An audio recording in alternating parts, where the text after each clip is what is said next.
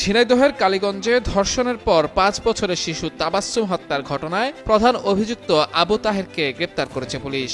উদ্ধার করা হয়েছে হত্যাকাণ্ডে ব্যবহৃত লুঙ্গি ও নিহত শিশুর ব্যবহৃত স্যান্ডেল। শুক্রবার দুপুরে কালীগঞ্জ থানায় সংবাদ সম্মেলনে পুলিশ জানায়, বৃহস্পতিবার দুপুরে শিশুটির মরদেহ উদ্ধারের পর তদন্ত শুরু করে পুলিশ। প্রাথমিকভাবে নিশ্চিত হওয়ার পর প্রতিবেশী যুবক আবু তাহেরকে কুষ্টিয়া থেকে গ্রেপ্তার করা হয়। পরে তার স্বীকারোক্তি অনুযায়ী উপজেলার রায়গ্রাম এলাকার চিত্রা নদীর তীর থেকে শিশুটির ব্যবহৃত একটি স্যান্ডেল ও নদী থেকে হত্যাকাণ্ডে ব্যবহৃত সিলন টি রপ্তানিতে শীর্ষে লুঙ্গি উদ্ধার করা হয়। এর আগে বৃহস্পতিবার বিকেলে নিখোঁজের একদিন পর বিদ্যালয়ের সেপটিক ট্যাঙ্ক থেকে ৫ বছরের শিশু তাবাসসুমের বস্তাবন্দি লাশ উদ্ধার করা হয়। এ ঘটনায় রাতে অজ্ঞাতদের আসামি করে কালীগঞ্জ থানায় একটি হত্যা মামলা দায়ের করেন নিহতের বাবা। ঝিনাইদহের অতিরিক্ত পুলিশ সুপার মাহফুজ আফজাল জানান, প্রাথমিক জিজ্ঞাসাবাদে গ্রেফতারকৃত তাহের হত্যার কথা স্বীকার করেছে। 3টা বাড়ি কিন্তু ফাঁকা, ওই 3টা বাড়িতে কোনো লোকজন থাকে না, পরিত্যক্ত।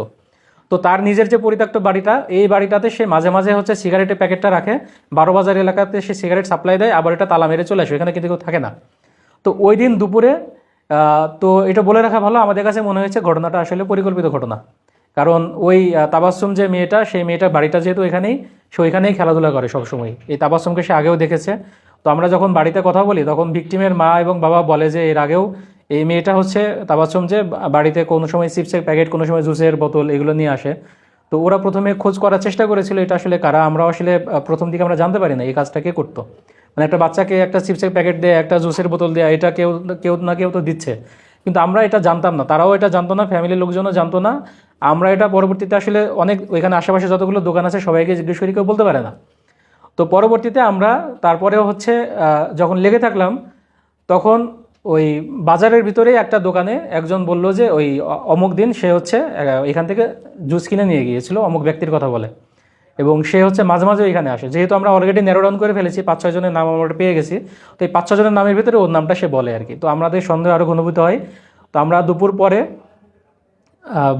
বিকেলের পরে যখন আমরা জানতে পারি এই ঘটনাটা ঘটিয়েছে, তখন তার ঠিকানাটা আমরা কালেক্ট করি, এবং তখন আমরা জানতে পারি সে ফারাসপুর গ্রামে তার বাড়ি, সে এখন এখানে ভাড়া থাকে। পরবর্তীতে আমরা আমাদের টিম ফারাসপুর গ্রামে তার বাড়িতে তার খোঁজে আমরা যাই। যাওয়ার পরে সে ইতিমধ্যেই ওই দিন সকালেই, মানে গতকালকে সকালেই, 26 তারিখ সকালেই সে কিন্তু কুষ্টিয়াতে পালিয়ে গিয়েছিল। এই খবরটা আমাদের কাছে ছিল না। কুষ্টিয়াতে তার আপন ভাই কুষ্টিয়াতে চাকরি করে। তো আমরা তার বাড়িতে জানার পরে আমরা জানতে পারলাম যে কুষ্টিয়াতে সে অলরেডি পলাতক হয়ে গেছে।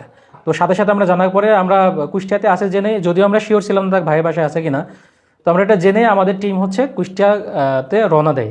একই সাথে আমরা কুষ্টিয়া থানা পুলিশের সাথে যোগাযোগ করি, এবং আমি বলবো কুষ্টিয়া থানা পুলিশের সহযোগিতায় আমরা এই আসামি যে আবু তাহের, তাকে আমরা অ্যারেস্ট করতে সক্ষম হই। আমার কুষ্টিয়া থানা পুলিশ বা কুষ্টিয়া জেলা পুলিশকে ধন্যবাদ জানাই।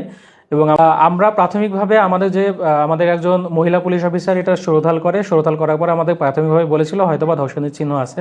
পরবর্তীতে যখন পোস্টমর্টেম হয়, পোস্টমর্টেমের রিপোর্টটা আমরা এখনো পাইনি, বাট ডাক্তারের সাথে আমরা প্রাথমিকভাবে কথা বলি, যিনি পোস্টমর্টেম করেছেন ডাক্তার মহোদয় আমাদেরকে বলেছেন যে প্রাথমিকভাবে এখানে ধর্ষণের আলামত আছে, ধর্ষণের ঘটনা ঘটেছে।